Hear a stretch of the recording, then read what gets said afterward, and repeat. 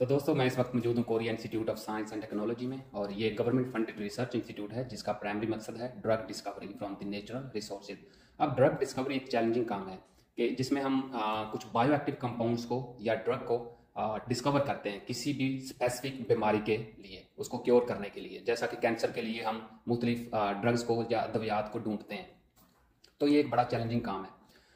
और इसके लिए हमने सिलेक्ट किया वो नेचुरल रिसोर्सेज हैं। जैसा कि हमारे पास प्लांट्स हैं या माइक्रो ऑर्गेनिज्म हैं जिनके अंदर बैक्टीरिया है या फंजाई है, हम इनके अंदर से वो बायो एक्टिव कंपाउंड्स को निकाल लेते हैं, आइसोलेट करते हैं, एक्सट्रैक्ट करते हैं। देन हम उनकी टेस्टिंग करते हैं और देखते हैं कि कौन सा बायो एक्टिव कंपाउंड या कौन सा जो इंग्रेडिएंट है वो किस बीमारी के अगेंस्ट क्योर रखता है, उसको क्योर कर सकता है। आसान अल्फाज में जैसा कि एक विलू प्लांट है और उसकी जो छाल है, बार्क है, उसके अंदर खसूसियत ये है कि उसकी छाल के अंदर जो हज़ारों की तादाद में बायो एक्टिव कंपाउंड्स हैं, उनकी खसूसियत ये है कि वो हमारे सर के दर्द को या बॉडी में जहाँ पे स्वेलिंग होती है उसको कम कर देते हैं। अब हमें नहीं पता उन हज़ारों कंपाउंड्स के अंदर से ऐसा कौन सा कंपाउंड है जो कि वो सर दर्द को ख़त्म करता है। सारे नहीं करते, वो एक कंपाउंड करता है हज़ारों में से। अब उन हज़ारों में से वो कंपाउंड ढूंढना बहुत मुश्किल काम है, ठीक है। तो 1828 के अंदर एक साइंटिस्ट था, उसने वो कंपाउंड ढूंढा और उस कंपाउंड को नाम दिया सेलिसिन का, जिसके अंदर एबिलिटी थी कि वो सर के दर्द को कम करता था और बॉडी की स्वेलिंग को कम करता था। फिर क्या हुआ कि लेकिन वो उसकी जो पोटेंसी थी लाइक कम सर दर्द कम करने को कम थी। फिर 1899 में उसको मॉडिफाई किया गया, थोड़ा सा उसके साथ उसका एनालॉग बनाया गया और फिर उस कंपाउंड को नाम दिया गया एसिटाइल सैलिसिलिक एसिड का, और बाद में इसको नाम दिया गया एस्प्रिन का। अब हमारे यहाँ ये एस्प्रिन जो है, या आप इसको डेस्प्रिन कह सकते हैं, ये कॉमन है। हम इसको यूज़ करते हैं सर दर्द के लिए और जो ब्लड है उसको थिन करने के लिए, पतला करने के लिए।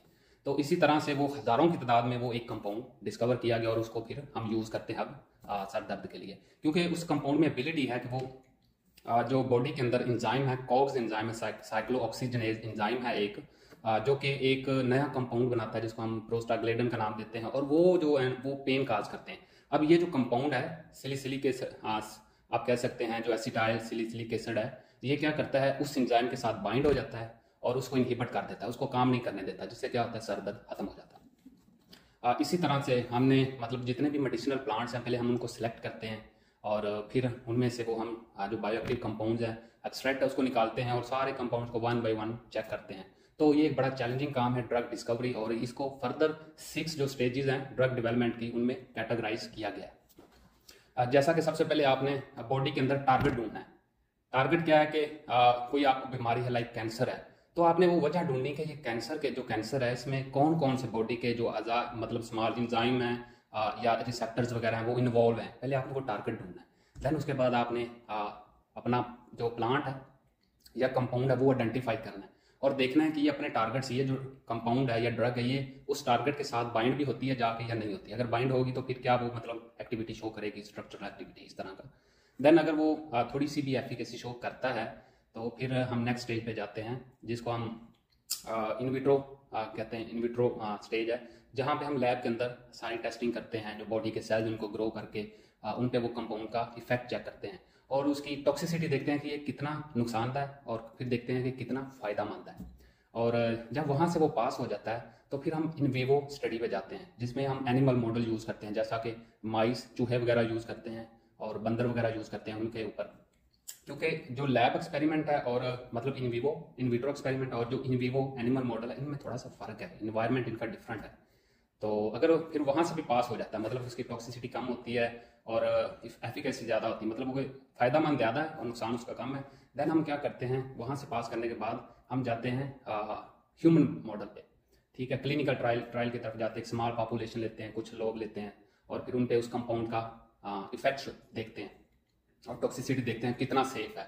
और जब वहाँ से पास हो जाता है, वहाँ से मतलब वो हमें लगता है कि इसके अंदर एबिलिटी है और ये क्योर कर रहा है, मिसाल के तौर पर कैंसर के अगेंस्ट एक कंपाउंड हमने ढूंढा और वो क्योर कर रहा है, ठीक है। फिर हम एक स्मॉल पॉपुलेशन से हम फिर बड़ी पॉपुलेशन, एक लार्ज नंबर ऑफ पेशेंट लेते हैं, ठीक है, फिर उस पर टेस्ट करते हैं फर्दर। उसके बाद वहाँ से अप्रूव होने के बाद फिर हम इसको भेजते हैं FDA की तरफ, जो फेडरल ड्रग एडमिनिस्ट्रेशन अथॉरिटीज़ वगैरह है ना, उनको हम भेजते हैं FDA को। तो वहाँ से फिर वो अप्रूव होने के बाद मार्केट में लॉन्च हो जाता है।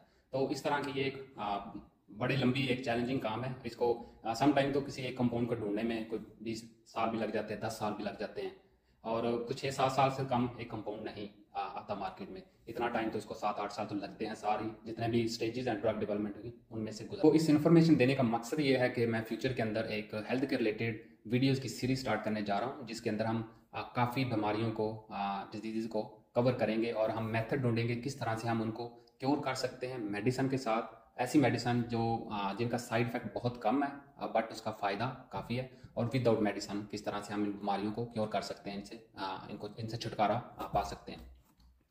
तो आजकल की, जैसा कि आजकल की जो leading cause of death disease हैं, जिनके अंदर हमारे पास कार्डियोवैस्कुलर डिजीज़ हैं, like heart attack, blood pressure, उसके बाद डायबिटीज़ है टाइप 1 टाइप 2 जिसको हम शुगर का नाम देते हैं, और उसके बाद और एक और जो कॉमन डिजीज़ है जो कि बहुत तेज़ी से बढ़ती जा रही है, जिसको हम आर्थराइटिस का नाम देते हैं, और ये फर्दर रिमाटाइड आर्थराइटिस, ऑस्टियो आर्थराइटिस की टाइप है, ठीक है, उसमें हम इसको कैटेगराइज करते हैं। तो हम इनको देखेंगे, और होपफुली कि मैं यहाँ पे जो रिसर्च साइंटिस्ट हैं जो इन पे काम कर रहे हैं डिफरेंट लेबॉर्ट्रीज़ के अंदर, उनको भी इस चीज़ में साथ रखूँगा, उनसे भी हम हेल्प लेंगे किस तरह से हम मेडिसन के बगैर भी इनसे बच सकते हैं, और किस तरह से हम मेडिसन लेके भी, जिनके साइड इफेक्ट कम है जिन मेडिसन का, उससे भी हम वो लेके इनसे क्योर कर सकते हैं। तो stay tuned with me, hope so see you next video.